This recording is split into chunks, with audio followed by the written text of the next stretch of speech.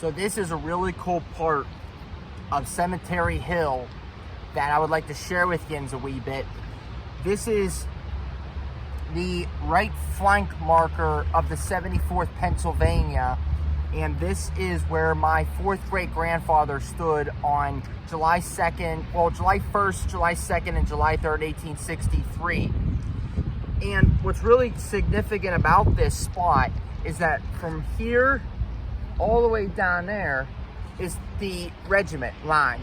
This is where my fourth great grandfather and his comrades stood during the Battle of Gettysburg. So right down there, maybe, I don't know if you can see, is the town of Gettysburg. But during the battle, this was not a cemetery yet. This was formed, this military cemetery was formed way after the battle. But Evergreen Cemetery is right up that hill, which I'm going to go up there in a wee bit. But it's very awesome to stand on the same soil and touch the same ground that my ancestor and his comrades fought on. So basically what happened was, I'm going to get a wee bit closer so I can show you. So here's what happened. So I'm located right in this area on Cemetery Hill, as you can see. So Ewell's Corps, the Confederates, are trying to knock the Union off of this line, off of the end of the fishhook. So Ewell's trying to come this way, and also over there on East Cemetery Hill and Culp's Hill. The objective is to knock the Union off these defensive positions, and throughout the course of July 2nd and July 3rd, the Confederates almost accomplished that task of pushing the Union off the hill and taking this high ground and basically trying to fold the fishhook. But my ancestor, Henry Christian, and his comrades, his German comrades, they absolutely stood their ground. Not just them, but also many of the units of the 11th Corps that were up here, stationed up here. But when they fell back from the north side of the town on July 1st, this was their retreating fallback position, was the Cemetery Hill, and this is where they would make their stand, because, like I said already, from the front of the town, General Howard stationed Steinwehr's division up here. So this was the fallback position.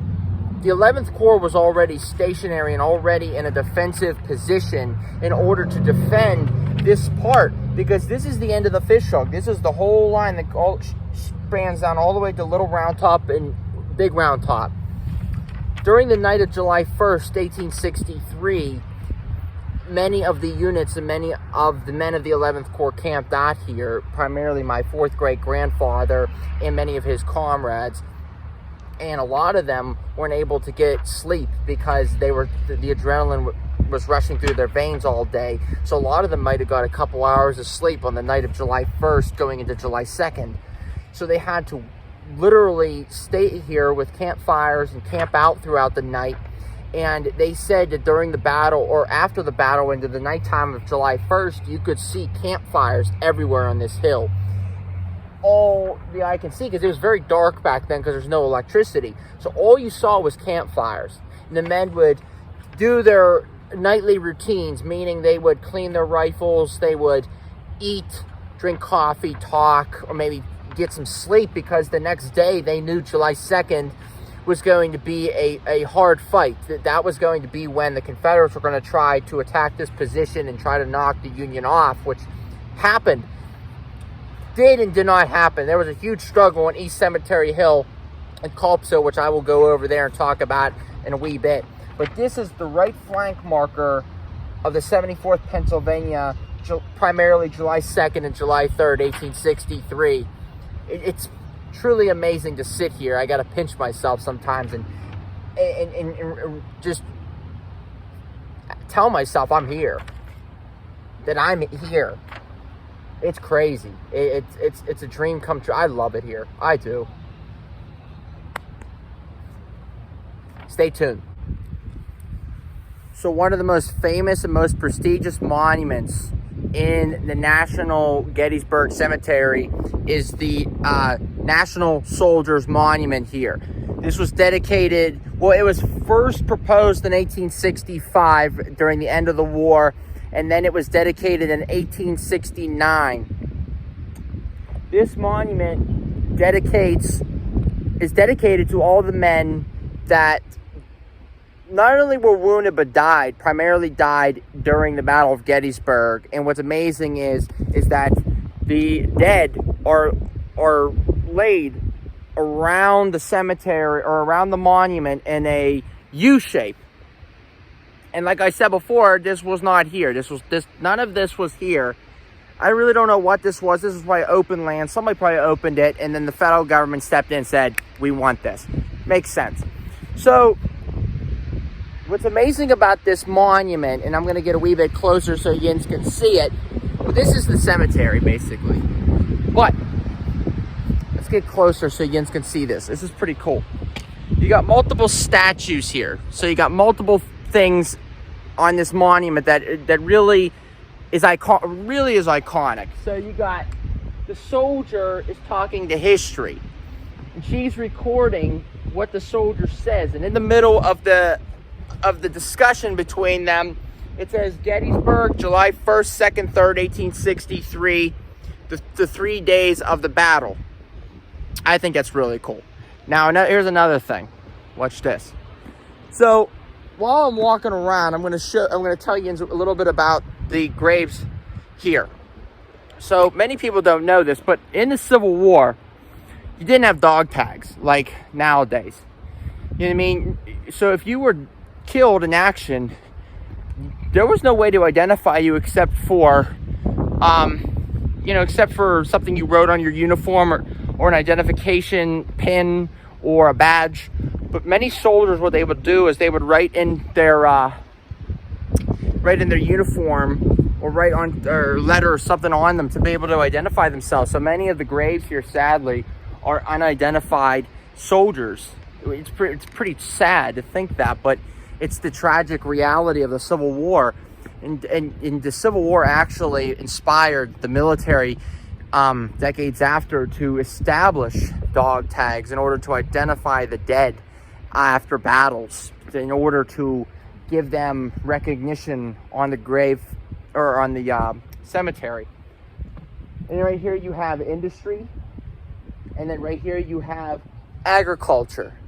So this is the amazing thing about this statue, is it encapsulates all of the aspects or all of the primary things that made the Army what it was. Because you had industry, then you had agriculture right here, you have history, like I already said from the beginning, talking to the soldier about what he saw and what he experienced during the Battle of Gettysburg. So that's what's really interesting about this monument, and it is really one of the most beautiful pieces of art.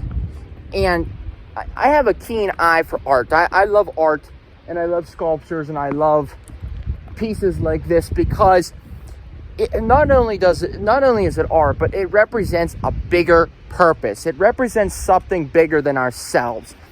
And when you walk through this cemetery and you see what I see, which I'm going to show you in a wee bit, it's going to take your breath away when you see it, because people nowadays, especially kids my age, they don't care. They don't understand. They don't appreciate the blood and the sacrifice and the toil that was perpetuated here. And I'm going to show you right here the price of freedom. It's awful. Get ready. So these stones right here, these little blocks, these square blocks, these are unidentified men. So remember how I was talking about the dog tags? How they couldn't identify the men? Well, this is the price.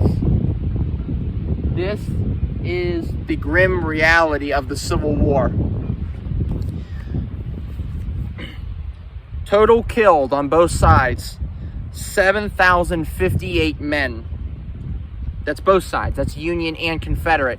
Now, you might be asking yourself, are Confederates buried here?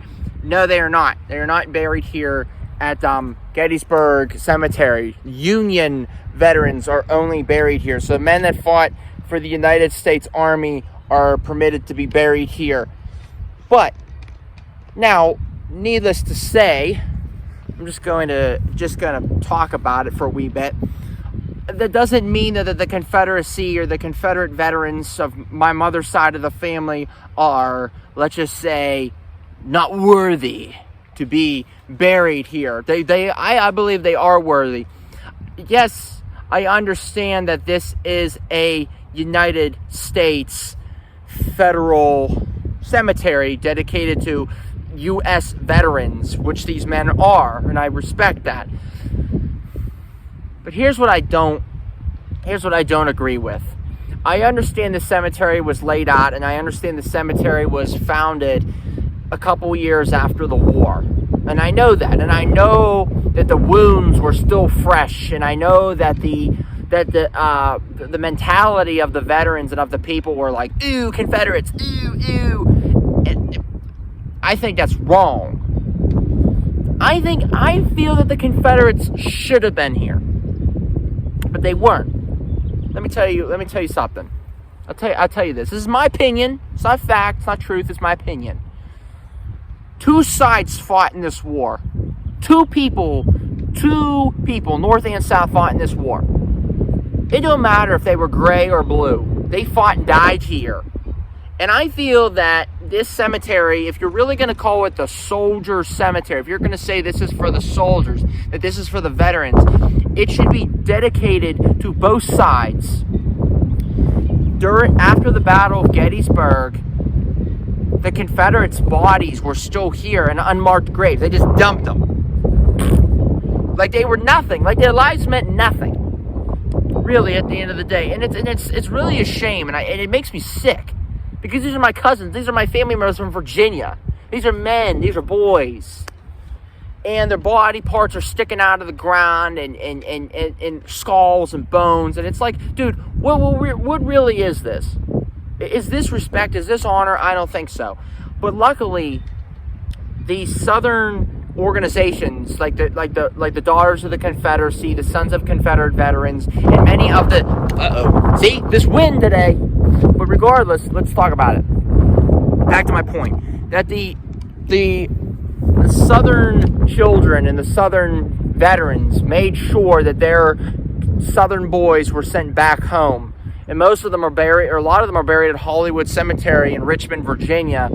But I feel, in my personal opinion, that this place should have hosted both sides of the dead. And I understand why it has the United States, and I like I already said in the beginning. But if you're really going to call it the Soldier Cemetery, shouldn't it not have both sides in it? That's just my opinion. But regardless, it doesn't. I'm not taking away from the fact that it's a tragedy that we have things like this. Like, look at that. That, ladies and gentlemen, is the price paid. That is the ultimate price, the ultimate sacrifice. That is why we are free. That is why we live in the best country in the world. Right there.